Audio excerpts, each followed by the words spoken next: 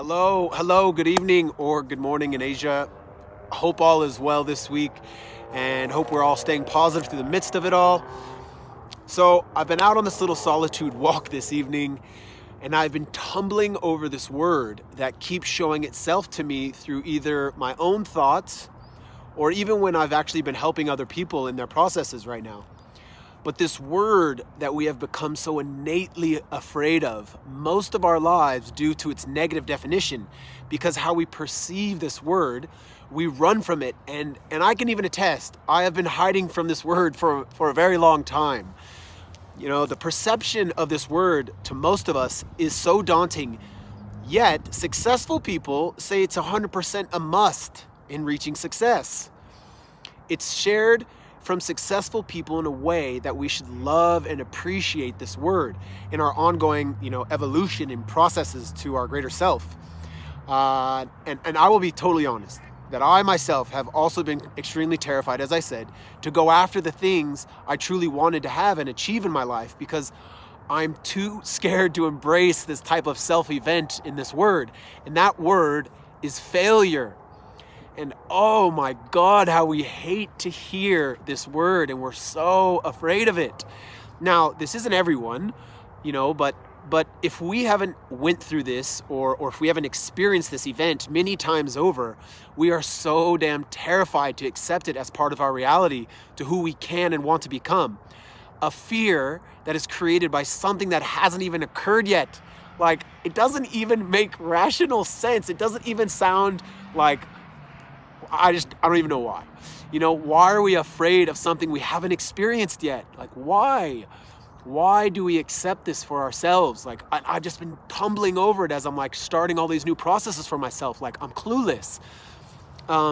We find ourselves so deep into rehearsing our future, a future that's in our heads, and we rehearse it over and over, the events which haven't even happened, they haven't even arrived yet. And still we make ourselves completely chicken shit to go out after the things that we truly want because we are fearful of a simple word. And its perception, the perception of this word is what gets us. So I wanted to share that for me as of late, I've completely changed this word in my own processes through what I'm doing and what I've been working on, because failure just doesn't resonate with me. And I wanted to share this exchange of words in which I've been using.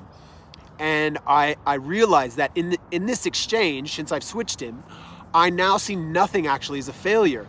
Nothing I do is, can be, or will be a failure if I use this exchange of words.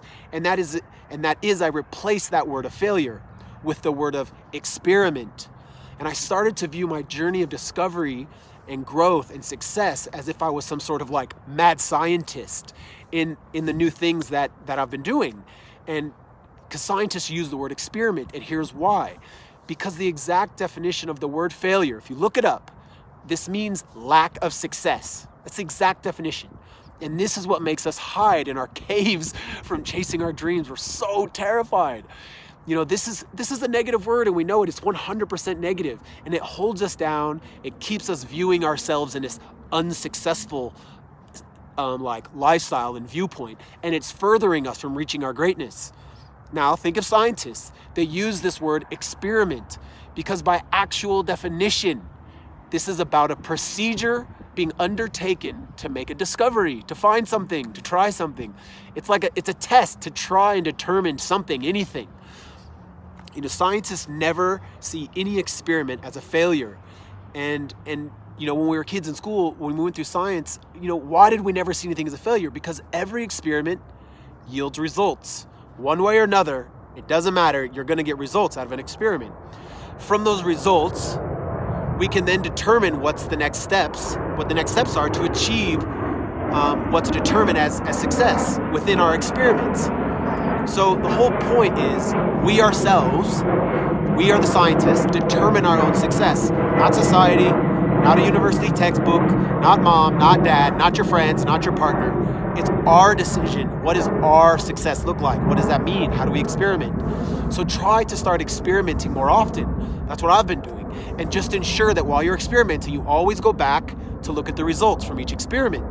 Because when you do that, you can reassess and discover new ways to reach or achieve the desired success you're looking for and to have for yourself.